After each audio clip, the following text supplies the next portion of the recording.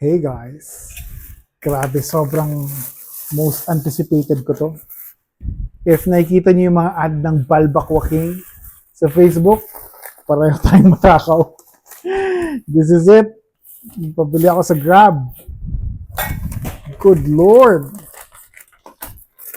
Parang I hope this is good shit kasi wala akong alam na good Balbakwa place sa Manila. Baka meron sa inyo may alam dyan. Okay. So, tinupad naman nila yung sabi ko, pahingi akong extra sabaw. Good job. And this is the bomb. This is the bombshell, guys. Ano lang to? Yung medium lang. 299 pesos. Okay.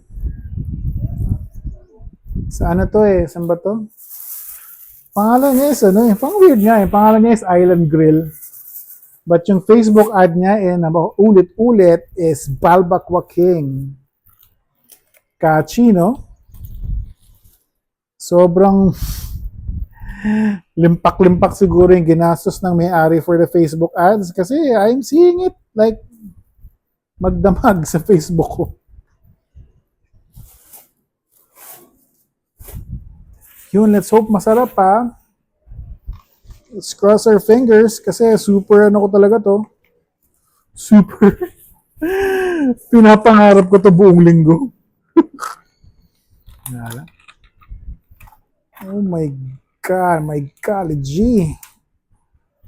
Wow.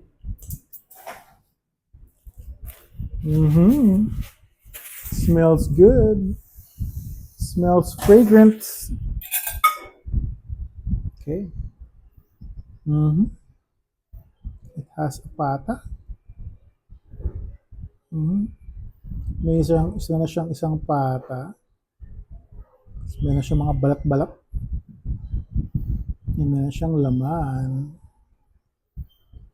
But this is just medium. $2.99.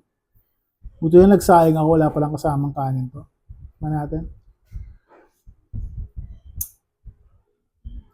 Good. Actually, I don't know kung anong what good Balbakwa is, but this is good.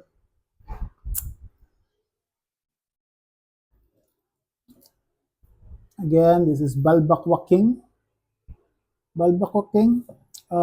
Again, I don't know what good Balbakwa tastes like, pero for me, panalo na to.